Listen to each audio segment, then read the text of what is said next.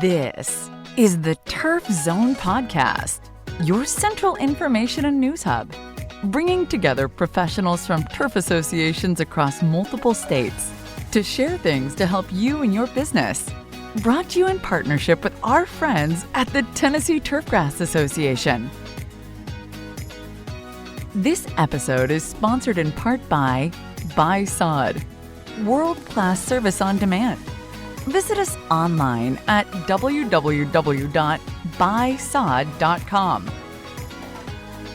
Now, let's get in the zone.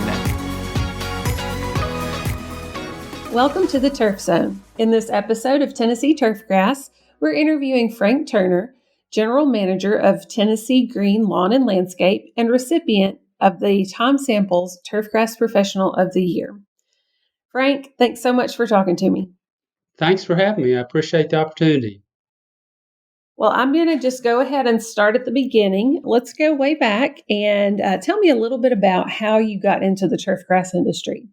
I started, when I was probably in high school, maybe after my senior year. I took a job at a golf course in Middle Tennessee in Hendersonville. It was Bluegrass Country Club, and I had played golf before. I enjoyed the game of golf, and it was just an opportunity for a summer job. So I took that. After graduating high school, my freshman year in college, I was planning to major in forestry and noticed quite a few students in that program. This was early 70s, and I think everybody wanted to be in forestry. So it looked like the job market might not be that favorable after 4 years. So I decided to change my major and went and talked to the department head at UT and found out that they offered a program in turfgrass management. And so I changed my major going into my sophomore year.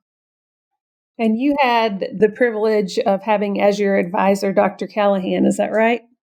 Yes, Dr. Lloyd Callahan was my advisor, and I still remember speaking to him, the very first time, asking him about, job possibilities and what the program was like, and he was my advisor throughout my 4 years at UT.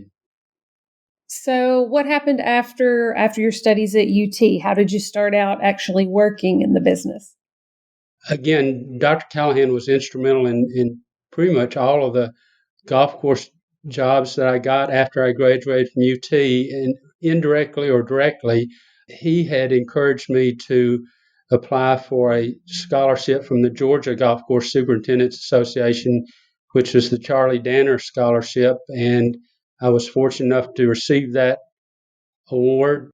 Charlie Danner was a golf course superintendent that was noted in the Southeast. He was the superintendent at Richland Country Club in Nashville at one time. He was also superintendent at Capital City Country Club in Atlanta, and he was noted at the time for converting Bermuda grass greens to bent grass greens, which is somewhat ironic in that now we're converting bent grass back to Bermuda grass. But anyway, I received that scholarship award and was asked to apply for a position of assistant superintendent at Capital City Country Club in Atlanta, and I took that job, was there for about 2.5 years before moving back to Tennessee and a superintendent's position at Graymere Country Club in Columbia, Tennessee.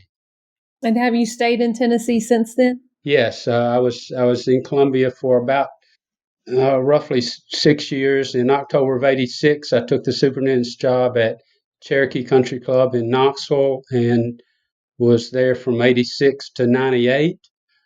I'm thankful that I was given an opportunity with the Lytton Cochran family here in Knoxville to form a landscape department and build that department, supervise that department, and we maintained their properties. They were owner-operators of 31 McDonald's restaurants in and around Knoxville, and we worked exclusively for them and within their company, just maintaining their properties. And then October of 2018, Mr. Cochran decided to retire, and he sold a number of his stores, but still kept 9 of them. And so I had to make a decision what I was going to do next, because 9 stores was not going to keep myself and the 4 men that work with me busy 40 hours a week. So Mr. Cocker and I talked it over, and with his financial backing and his business and professional experience, we decided to form our own lawn and landscape company. And we did that. And like I said, we continue to maintain the 9 stores that he currently or still owns. And we have picked up additional commercial and residential accounts to build our business. Great. So we've gotten to current day with your work in turfgrass, but I've got to rewind a little because something that I think you and Dr. Callahan had in common was a commitment to the TTA, to Tennessee Turfgrass Association. You've shared with me some information about the history of it, and I'd just love to hear your impression of how TTA has grown and changed over the years. Yeah, I have some great memories of TTA conferences and the association going back all the way to January 1981, which was my first conference, TTA conference, as a superintendent. And in those days, Dr. Callahan was primarily responsible for the program, and we always had a great program. But one thing that was different from today is that we would have a banquet on either Monday or Tuesday night of the conference, and everybody would come. You'd wear a coat and tie.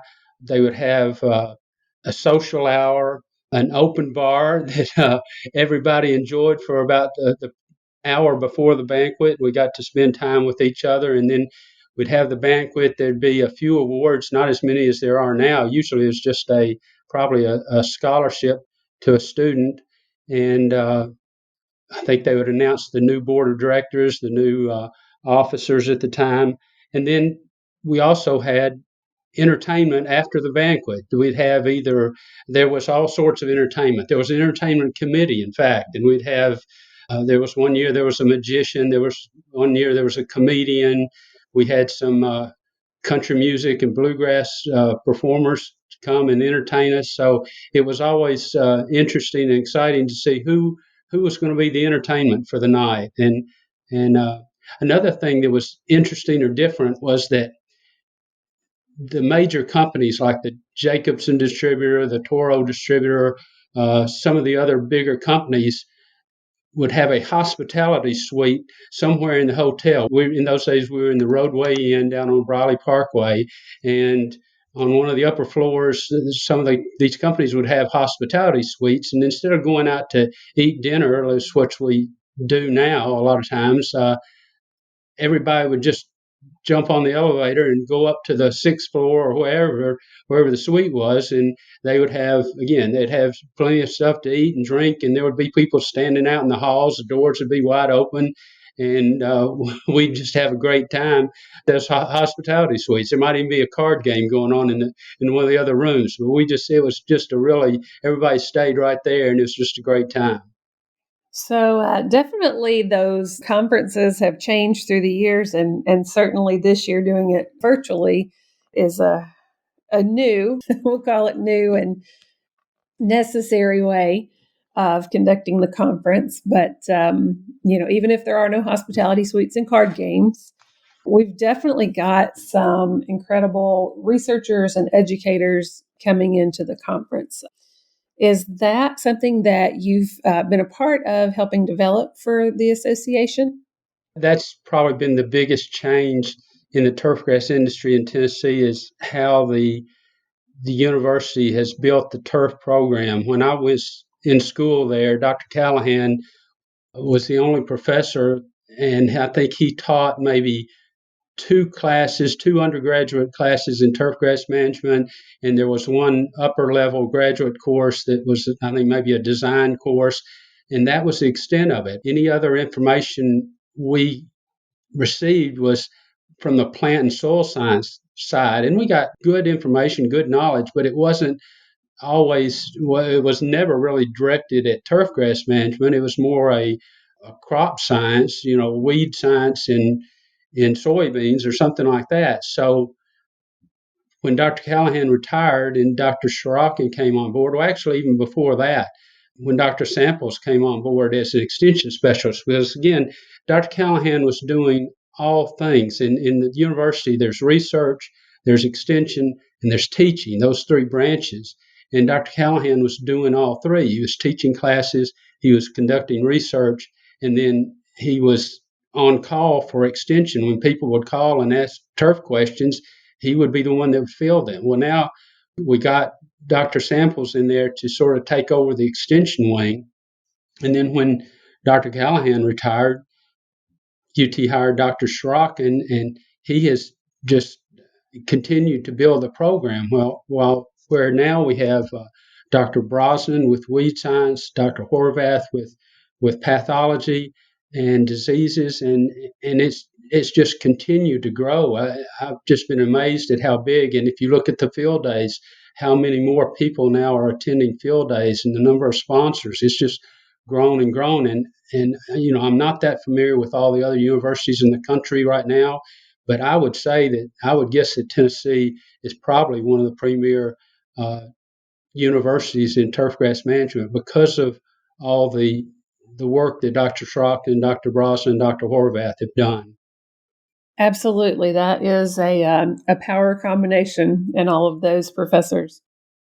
So in thinking about the changes you've seen in not only education, but in the industry in general, what would you say is the biggest change at large in the industry from the time you started managing turfgrass until now?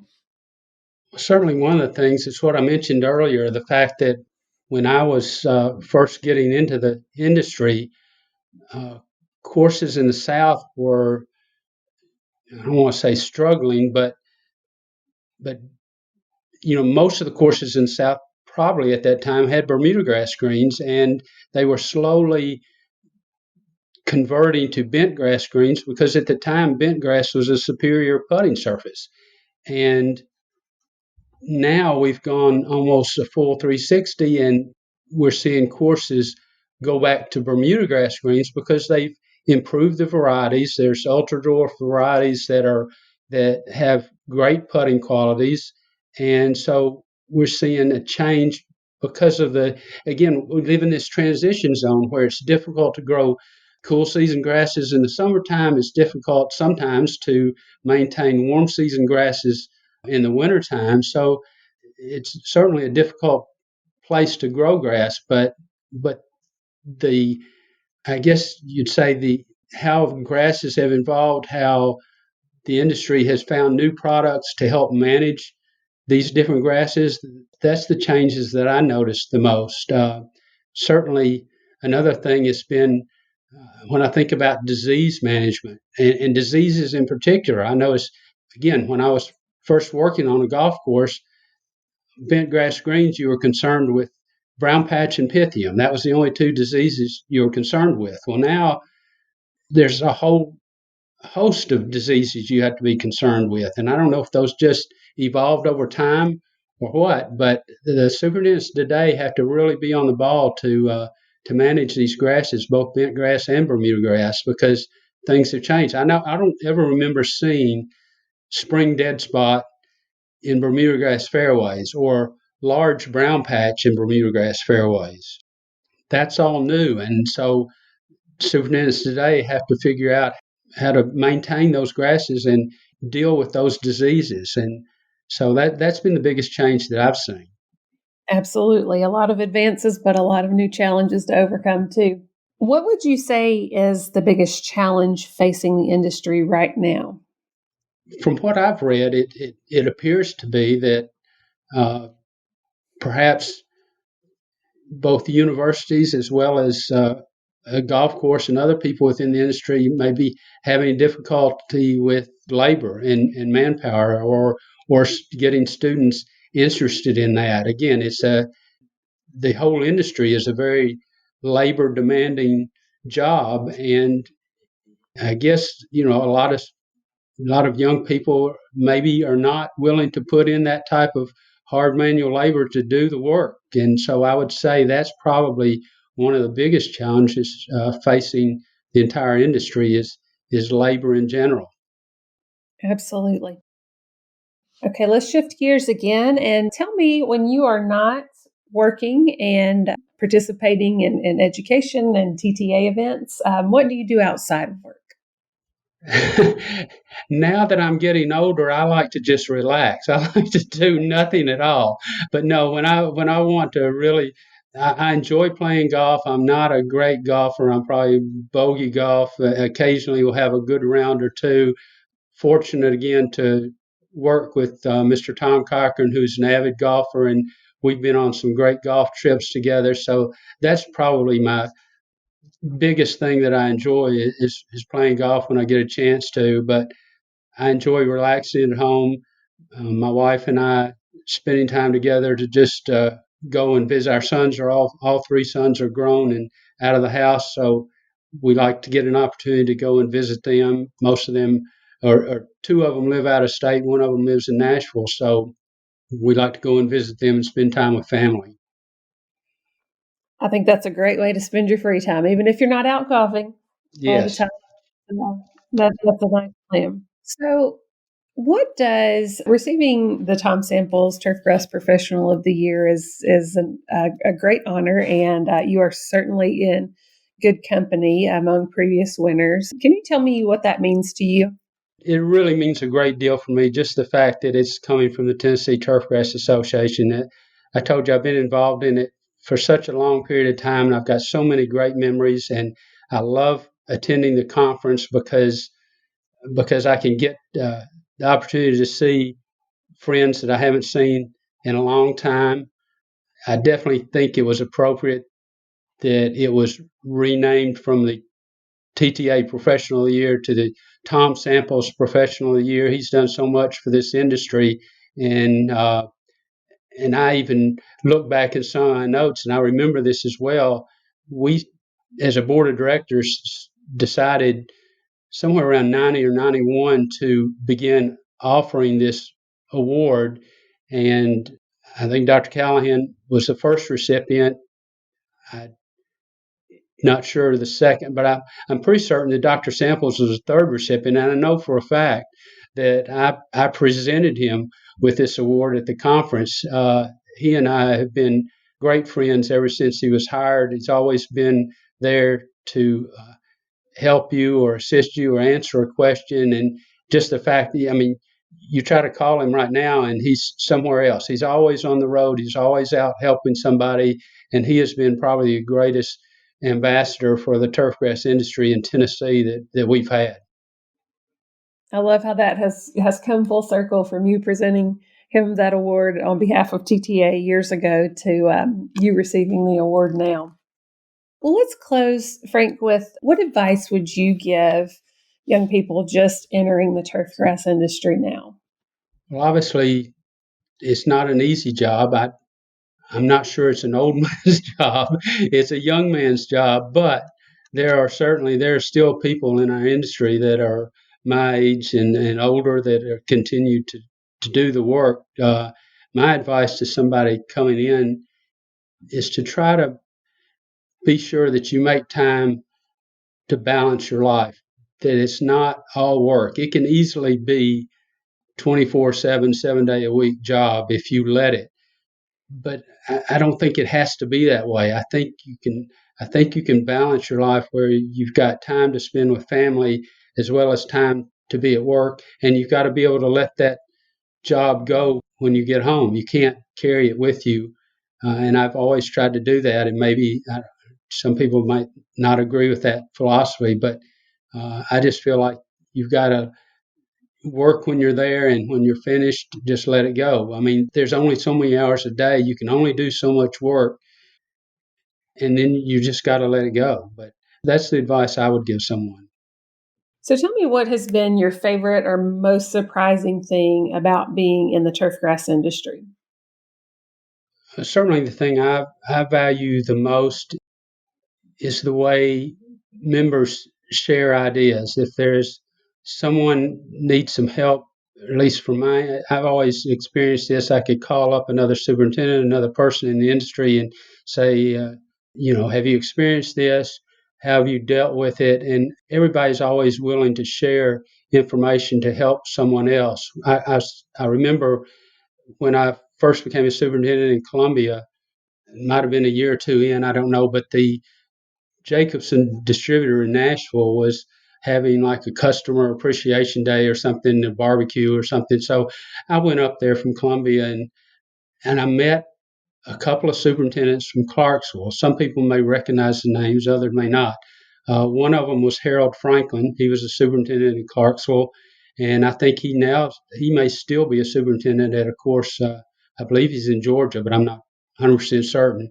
The other individual that was a superintendent was Nick Nicholson, and most people will know Nick from his years that he spent as a representative of Smith Turf and Irrigation. But when I met the two of them, I described the golf course at Graymere, which at that time I think we had irrigation on maybe 4 fairways. It was a single line, center line irrigation with quick couplers, and there just wasn't a whole lot there. And I was trying to grow Bermuda grass, trying to get more Bermuda grass established in the fairways, and the two of them had similar situations at their courses in Clarksville, and they shared with me what they did in terms of aerification of the fairways, how much Bermuda grass seed they were putting down, when they put it down, what fertilizer they added, all this stuff, and they told me all this, and I was able to incorporate a lot of their ideas into the programs I was doing at Graymere, and that's just one example of how people share ideas and are willing to help someone else down the road. So that's the thing I value most in this industry.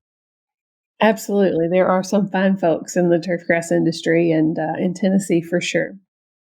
Mr. Turner, thank you so much for taking the time to talk to us, and congratulations on being recognized. Thank you. I appreciate the opportunity to talk to you. Don't miss an episode of Tennessee Turfgrass. You can subscribe on Apple Podcasts, Spotify, or wherever you get your podcasts. You can also visit us at theturfzone.com. You've been listening to The Turf Zone. Thank you to our sponsors, including Buy Sod, world-class service on demand. Visit us online at www.buysod.com. For more episodes of The Turf Zone, visit theturfzone.com and subscribe on Apple Podcasts, Stitcher, or your favorite podcast app.